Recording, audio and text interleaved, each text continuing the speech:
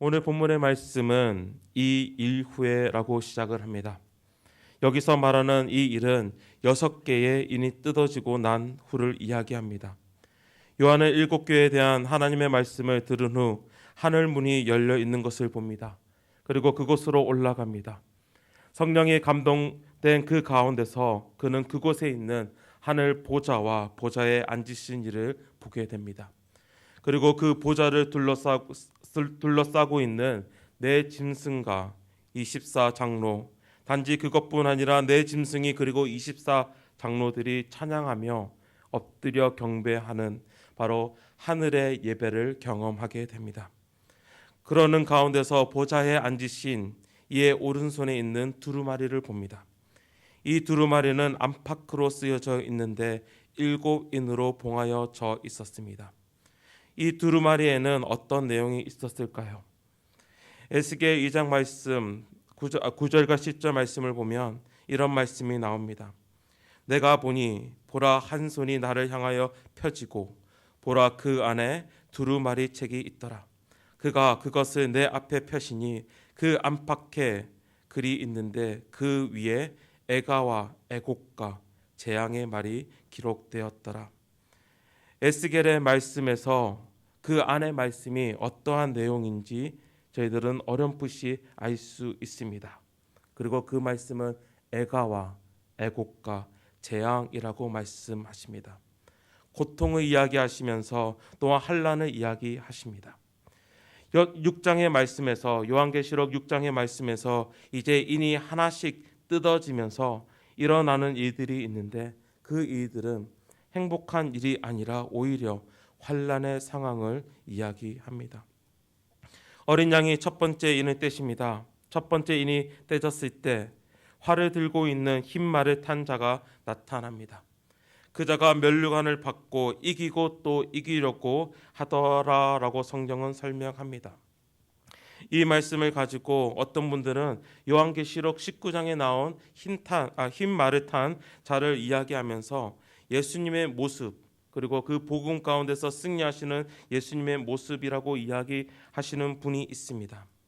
하지만 인이 떼질 때마다 그리고 에스겔 말씀을 보면 이 일어나는 일들이 오히려 예수님의 모습을 보이는 것이 아니라 오히려 고통 가운데서 정복을 당하는 모습, 환난에 빠지는 모습을 볼 수 있습니다. 두 번째 인이 떼질 때는 땅에 화평이 제하여지고 서로 죽이게 하고 또 큰 칼을 받았더라 이야기하면서 그들에게 닥쳐오는 그 환난은 전쟁임을 이야기합니다. 세 번째 인은 한 데나리온의 밀 한 대요 한 데나리온의 보리 석 대로다라는 말씀을 보아 한 대, 즉 이 정도 양의 밀이 하루치 우리가 볼 수 있는 돈을 써야 한다는 표현을 쓰면서 그들이 바로 기근의 환난에 빠질 것을 이야기합니다. 넷째 인이 떼질 때는 6장 8절 말씀을 보면 내가 봄에 청황색 말이 나오는데 그 탄 자의 이름은 사망이니 음부가 그 뒤를 따르더라 라고 이야기를 하시면서 바로 죽음, 사망의 환난에 빠지게 되는 그 상황을 이야기합니다. 다섯째 인은 하나님의 말씀과 그들이 가진 증거로 죽임을 당하는 영혼들이 즉 순교자가 언제까지 이러한 환난을 우리가 받아야 됩니까? 라고 묻자 그들에게 흰 두루마기를 주시는 가운데서 죽음을 당하는 수가 차기까지 계속해서 이 환난이 일어날 것이라 이야기하면서 바로 이 환난의 연속됨을 이야기합니다. 여섯째 이는 지진, 별들과 무화과 나무가 흔들어지고 각 산과 섬이 제자리에서 옮겨지는 그 상황, 즉 자연적인 환난 또한 그들에게 닥쳐올 것을 이야기합니다. 이제 그러한 가운데서 바로 오늘 7장으로 들어오는 것입니다.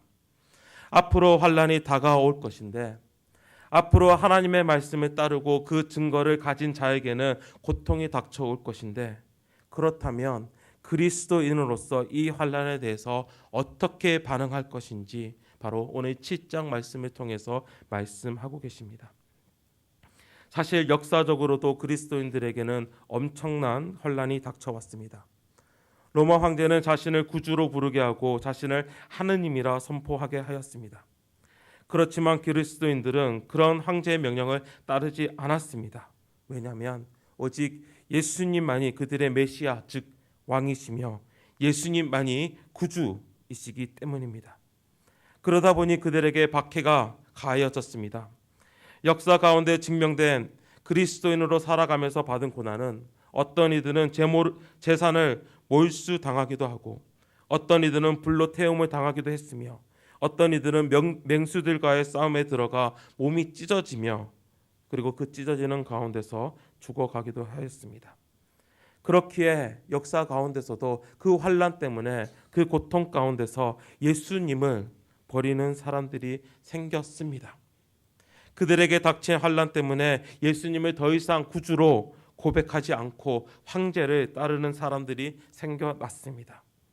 그리고 그 가운데서 요한이 보는 것은 그 환난이 그치는 것이 아니라 그 고통이 거기서 끝나는 것이 아니라 오히려 더 심하여지고 또한 죽음이 그들에게 더 올 것을 이야기합니다. 그런 가운데서 그리스도인은 또한 우리는 어떻게 하여야 합니까? 환난의 인이 떨어지면서 그 환난이 오늘 나에게 닥친다면 우리는 어떻게 하여야 할까요? 예수님을 끝까지 구주로 고백하여야 할까요? 아니면 세상 아니면 나에게 환난을 주고 있는 그 황제를 따라가야 할까요?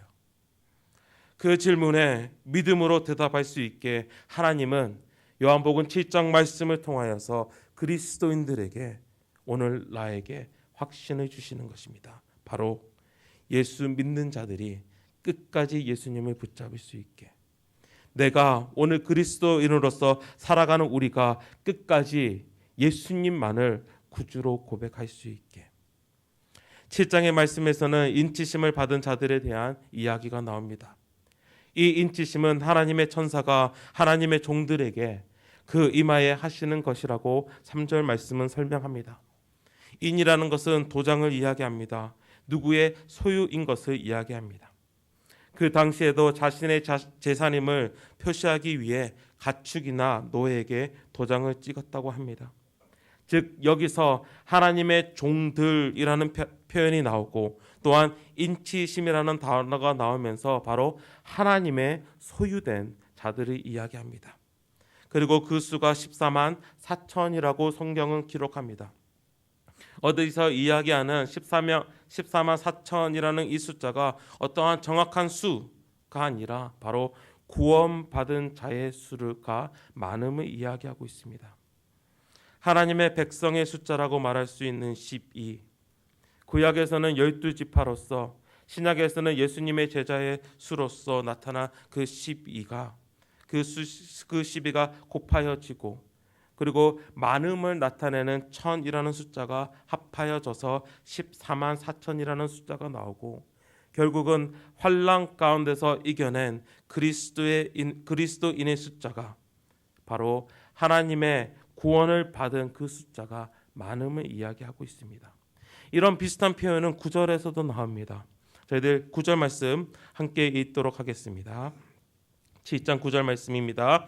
이 후에 내가 보니 각 나라와 족속과 백성과 방언에서 아무도 능히 셀 수 없는 큰 무리가 나와 흰옷을 입고 손에 종려 가지를 들고 보좌 앞과 어린 양 앞에 서서, 무수히 많은 흰옷을 입은 자들, 하나님의 그 구원하심을 입은 그 백성들이 많음을 우리에게 이야기하고 있습니다. 그리고 그 자들이 어떠한 자들인지 14절 말씀에서 보여집니다. 14절 말씀도 함께 읽겠습니다. 내가 말하기를 내 주여 당신이 아시나이다 하니 그가 나에게 이르되 이는 큰 환난에서 나오는 자들인데 어린 양의 피에 그 옷을 씻어 희게 하였느니라. 아멘. 많은 무리들이 그 환난 가운데서도 이겨냈습니다. 그 이유는 오늘 14절 말씀에서 나온 것과 같이 바로 어린 양의 피에 그 옷을 씻어 희게 된 자들이다. 즉 예수 그리스도의 은혜로 말미암아 그 환난 가운데서 이겨낸 자임을 우리에게 이야기하고 있습니다. 바로 큰 환난을 이겨낸 하나님의 백성, 그리고 그 수가 정말 큰 무리, 아무도 셀 수 없는 그 많은 사람임을 이야기합니다. 그렇다면 이제 다시 질문해 봅니다. 여러분은 환난 가운데서 누구를 따르시겠습니까? 하나님께서 그 이마에 인을 치시고 보호하여 주시고 소유 삼아 주셨는데 여러분은 누구를 구주로 고백하시겠습니까? 환난을 이긴 자에게 하나님께서 약속하시는 것이 있습니다. 바로 16절과 17절 말씀입니다. 저희들 함께 읽겠습니다. 그들이 다시는 줄이지도 아니하며 목마르지도 아니하고 해나 아무 뜨거운 기운에 상하지도 아니하리니 이는 보좌 가운데에 계신 어린 양이 그들의 목자가 되사 생명수 샘으로 인도하시고 하나님께서 그들의 눈에서 모든 눈물을 씻어 주실 것입니다. 아멘.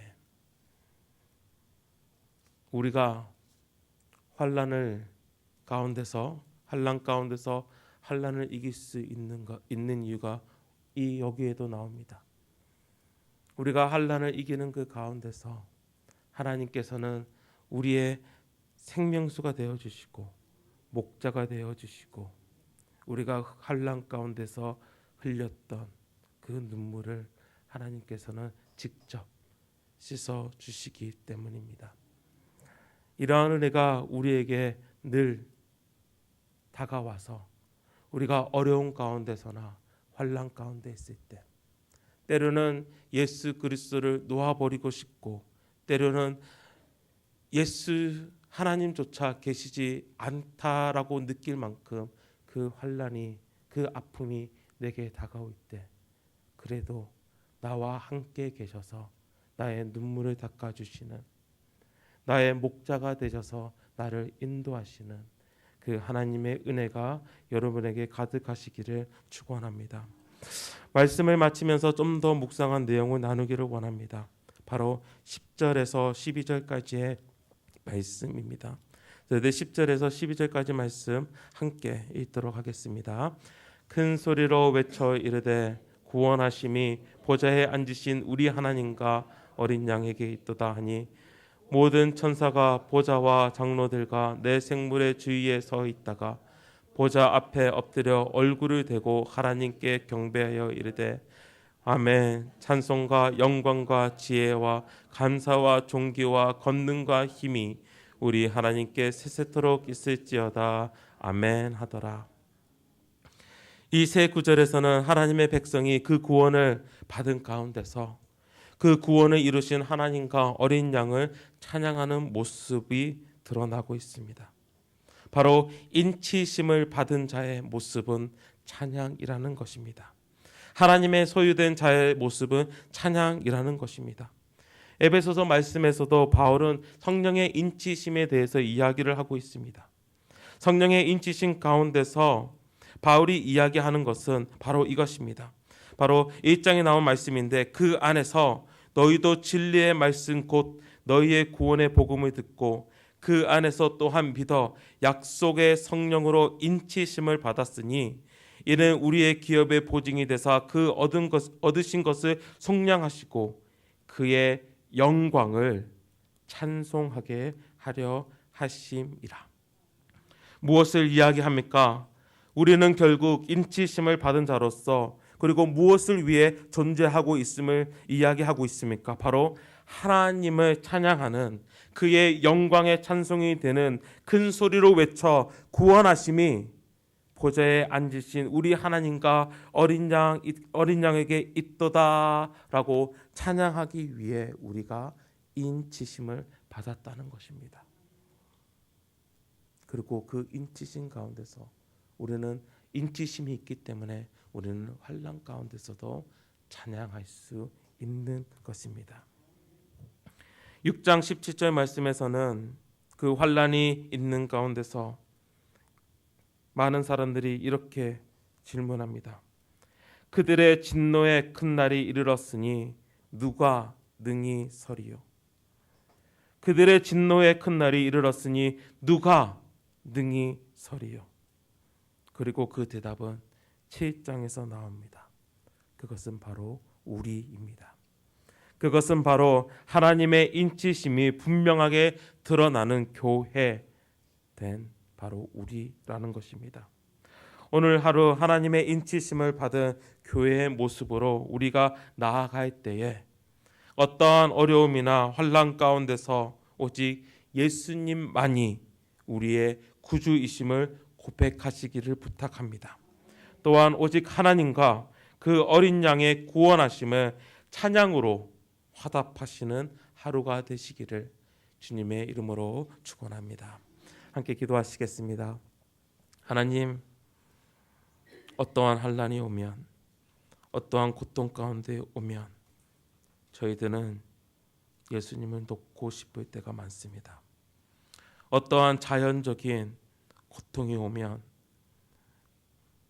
그리고 지진이 일어나거나 쓰나미가 오거나 홍수로 인하여서 많은 사람들이 고통을 받게 되면 하나님이 어디 있느냐, 그 선하신 하나님이 왜 우리에게 악한 일을 행하느냐 질문할 때도 많습니다. 그렇지만 하나님께서는 그 환난 가운데서 하나님의 교회, 그 인치심을 받은 자들을 보호하고 있음을 우리는 오늘 말씀 가운데서도 봅니다. 하나님, 우리가 환난 가운데서 또한 어려움 가운데서 하나님을 놓고 싶은, 예수 그리스도를 정말 저버리고 싶은 마음이 들 수 있지만은 하나님의 인치심으로, 그 인치심의 은혜로 우리를 붙잡아 주시고 끝까지 환난 가운데서 오직 예수 그리스도만을 붙잡고 또한 예수 그리스도로 붙잡힌 바 되어서 이기고 나아가게 하여 주시옵소서. 그리고 그러할 때에 하나님께서 우리를 만져주시는, 그 눈물을 닦아주시는 우리의 목자 되시는, 우리의 영원한 생명수가 되시는 그 예수를 맛보게 하여 주시옵소서.